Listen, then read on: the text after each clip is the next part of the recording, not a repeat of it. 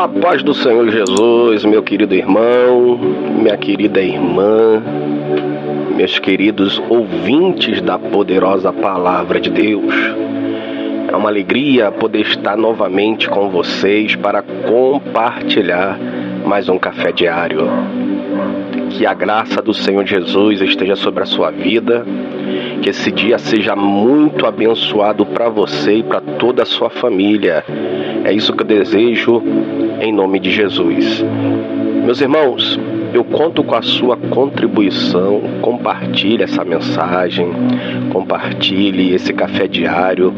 Se Deus falar com você através dessa mensagem, em nome de Jesus, compartilhe com outras pessoas também, para que essas pessoas também possam receber essa palavra. Vamos estar meditando na manhã dessa quinta-feira, aqui no livro de 1 Timóteo, capítulo de número 2, versículo de número 5. 1 Timóteo, capítulo de número 2, versículo de número 5. A palavra do Senhor nos diz o seguinte: pois há somente um Deus e um mediador entre Deus e os homens, Jesus Cristo, homem. Amém? Meus irmãos, preste muita atenção. A palavra do Senhor nos deixa claro a importância de termos um ajudador. Ninguém nessa vida, ninguém nessa existência consegue alguma coisa sozinho.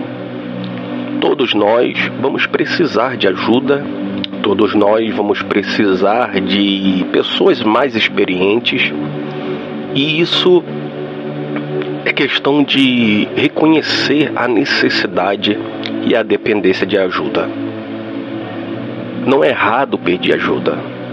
O problema é que encontramos muitas das vezes pessoas que são arrogantes. Você vê que ela está precisando de ajuda, mas ela não tem humildade para reconhecer que precisa de ajuda. Quando Timóteo ele vai falar no capítulo 1 do seu livro, no versículo de número 5, ele vai dizer que só existe um Deus. Isso é fato. Desde o Antigo Testamento, esse Deus vem se manifestando aos homens, mostrando que não há outro além dele, não há outro igual a ele, e não existirá outro semelhante a ele. Ponto. Ele é o único Deus. Talvez você pergunte: mas Ricardo, nós vemos a existência de várias figuras se titulando como Deus. De fato, até eu e você podemos também nos titular como Deus. A nossa lei não proíbe isso. Mas existem características que vão distinguir se de fato é Deus. E a Bíblia, ela é recheada de sinais que nos deixa bem claro que não existe outro Deus igual ao nosso Deus. Ele é o único todo-poderoso. Ele é o único criador de todas as coisas. Ele é o único que rege toda a sua criação. Então, Timóteo deixa claro que não há outro Deus como esse Deus. E ele também enfatiza que existe só um mediador entre Deus e entre os homens. Calma aí. O que seria um mediador? E qual é a necessidade desse mediador? Nós sabemos que com a queda do ser humano, com a quebra da aliança entre Deus e o homem, o pecado se alastra no mundo. E com o pecado no mundo, o homem não consegue mais ter a liberdade de estar diante do seu Criador. O pecado faz separação, como diz no livro de Isaías, entre Deus e o homem. Então, para que esse homem pudesse voltar novamente a ter acesso a Deus, precisava que alguma coisa fosse feita. E isso que foi feito foi através da vinda do Senhor Jesus. O Senhor Jesus, ele é um mediador. O que seria um mediador? O mediador, ele é um cargo determinado a um indivíduo que executa um intermédio entre duas partes distintas. Normalmente, esse mediador, ele intermedia, né, para tentar fazer com que as duas partes entrem, né, em concordância e acabe com aquilo que está causando algum tipo de conflito entre ambas as partes. Quando o homem ele peca, quando o homem erra, o que acontece? O homem entra em um conflito, porque Deus, ele é santo e a sua santidade não tolera o pecado. Então, o justo julgamento para o pecado, como diz a Bíblia em Romanos capítulo 6, versículo 23, é a morte. Então, havia esse conflito que impedia com que os homens se aproximassem de Deus. Jesus vem como esse mediador para unir novamente, conciliar novamente o homem a Deus. Olha que maravilha! E ele não veio somente ser um mediador, ele veio também substituir-nos no nosso lugar pelos nossos pecados. O que é que Cristo faz? Ele assume o nosso lugar. Imagine você agora, que já deve ter cometido pecados horrendos que até você tem vergonha de lembrar. Eu conheço pessoas na igreja que até hoje são atormentados pela vida que vivia lá fora. Hoje são pessoas transformadas, hoje são pessoas totalmente diferentes, têm um caráter diferente, mas que são atormentadas diariamente com aqueles pensamentos negativos. Elas lembram ainda daquilo que ela fazia no passado. Elas lembram quanto mal, quanto sofrimento ela gerou às pessoas. Elas lembram, isso ainda é vivo em suas mentes. E elas convivem com esse sofrimento diariamente. Então imagine você, querido, que cometeu e que comete talvez pecados horrendos, se você tivesse a noção que uma pessoa inocente pagaria pelo seu pecado. Assim foi Cristo. Ele não somente mediou entre nós e Deus para que houvesse uma aliança, para que houvesse uma reconciliação. O que aconteceu aqui foi que Cristo, ele assumiu todos os nossos pecados, ele assumiu todos os nossos crimes diante de Deus, e para nós não sermos punidos pela justiça de Deus, quem foi punido foi Cristo em nosso lugar. Ele sofreu todo o castigo da humanidade por nós.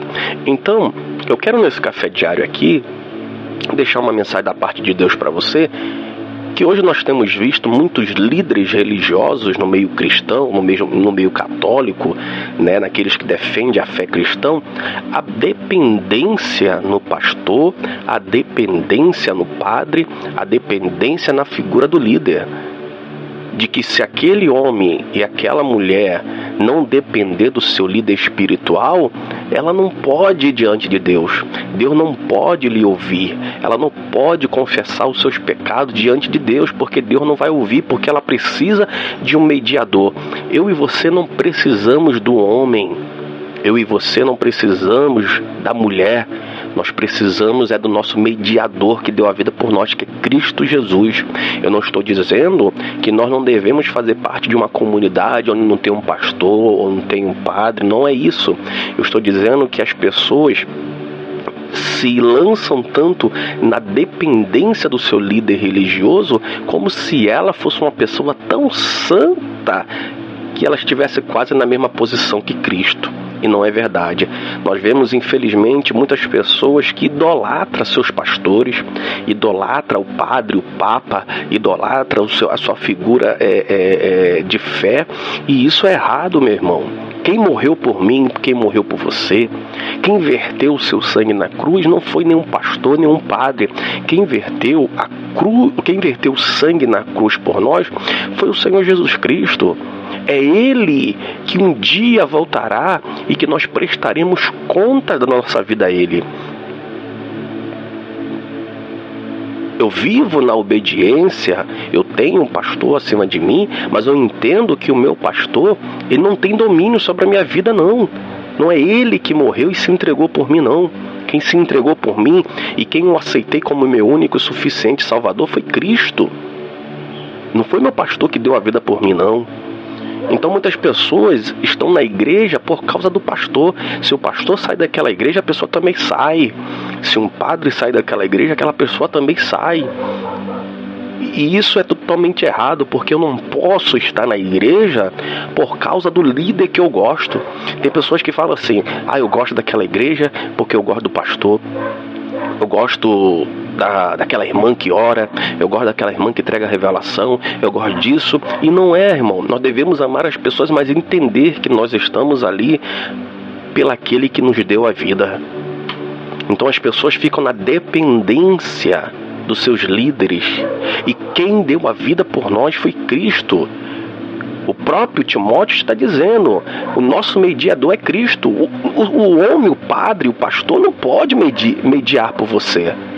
Ele pode orar pela sua vida, ele pode entregar sua vida na mão de Deus, mas quem media, quem te ajuda, quem te perdoa é Cristo Jesus. Em Hebreus capítulo 7, versículo 25, a Bíblia diz o seguinte: portanto, ele é capaz de salvar definitivamente aqueles que por meio dele se aproximam de Deus, pois vivem para sempre e intercede por eles. Olha que maravilha! Em Hebreus, que é um autor desconhecido, alguns sugerem que poderia ser Lucas que escreveu o livro de Hebreus, mas não tem, uma certeza de quem escreveu o livro de Hebreus. Mas o escritor de Hebreus, ele deixa bem claro que Cristo Jesus, ele nos salvou. Através do seu sacrifício, ele nos aproximou de Deus. Ou seja, o pecado que nos fazia distante de Deus, agora não faz mais. Esse negócio de confessionário, esse negócio de ficar entrando dentro de casinha para ficar se confessando, irmão, não precisa disso. A Bíblia diz em Mateus, capítulo de número 6 ou 7, se me falha a memória, que fecha a tua porta e clama ao teu Deus em secreto que ele te ouvirá. Eu não preciso de um homem orar por mim ou rezar por mim. Eu mesmo, através do sangue de Cristo, tenho total liberdade de chegar diante de Deus, me ajoelhar dentro do meu quarto, dentro da minha casa, na igreja, onde eu tiver a oportunidade de dizer: Deus, vacilei.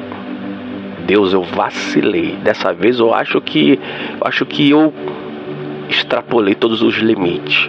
Fiz besteira. Deus, através do sacrifício de Jesus, nós temos liberdade para isso, meu irmão. Você não precisa ficar correndo atrás de líderes, não.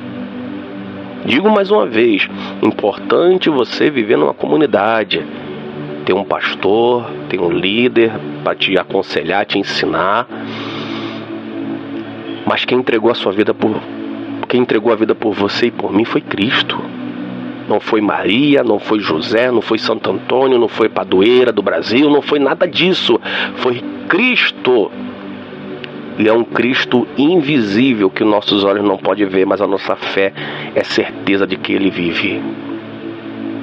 Em Hebreus 12, versículo 24, a Bíblia diz: a Jesus, mediador de uma nova aliança, e ao sangue aspergido, que fala melhor do que o sangue de Abel. Preste muita atenção. No livro de Gênesis, a Bíblia vai dizer que Caim matou Abel. Caim e Abel eram filhos do primeiro casal que Deus criou, Adão e Eva. Esses dois rapazes nasceram já fora do jardim do Éden, quando Adão e Eva viram o pecado. Eles tinham sido expulsos fora do jardim do Éden e tiveram seus filhos. E o filho mais velho, que era Caim, invejou o seu filho, o seu irmão mais novo, que era Abel. E nessa inveja, Caim mata Abel. E a Bíblia diz que o sangue de Caim clamava por justiça. E aqui nós vemos um comparativo, né, acerca do sangue de Jesus. O sangue de Jesus também, ele nos limpa de todo crime e de todo pecado. Somente o sangue de Jesus liberta. Eu gosto muito de ver filme de terror. Talvez você se assuste, né? Mas eu gosto de ver filme de terror. Eu gosto de ver filme de terror com a minha esposa. E eu vejo nos filmes de terror algo muito interessante. Sério mesmo, eu presto muita atenção no filme de terror. Não é no monstro que aparece, não é no espírito que atormenta as pessoas, não. Sabe o que me chama a atenção?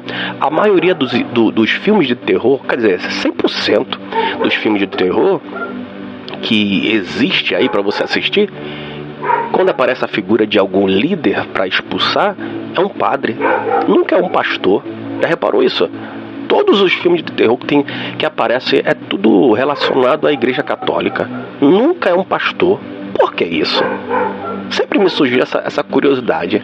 E depois eu fui começando a perceber e eu pensei, irmão, é verdade. Porque se colocar um pastor, um homem de Deus de verdade, não vai ter filme de terror. Porque um homem de Deus de verdade, ele sabe o poder que tem no sangue de Jesus. Se botar um pastor, homem de Deus, ali acaba, não tem graça o filme. O filme não vai ter uma história, não vai ter um enredo. Precisa de toda aquela enganação, aquele monte de coisa ali. Mas se botar um homem de Deus, uma mulher de Deus, ali não vai dar certo. Porque o diabo sabe que o nome de Jesus e o seu sangue tem todo o poder. Então, meu querido, a Bíblia também diz aqui no livro de Hebreus, capítulo 8, versículo 6, agora, porém, o ministério que Jesus recebeu é superior ao deles, assim como também a aliança da qual ele é mediador é superior à antiga, sendo baseada em promessas superiores. Então nós vamos ver que no Antigo Testamento havia lideranças religiosas judaicas com cargos enormes. E acabou que a religião judaica se tornou política, né? Toma lá da cá, favores. Não era mais algo como Deus havia levantado, consagrado, homens realmente separados por Deus para aquela tarefa.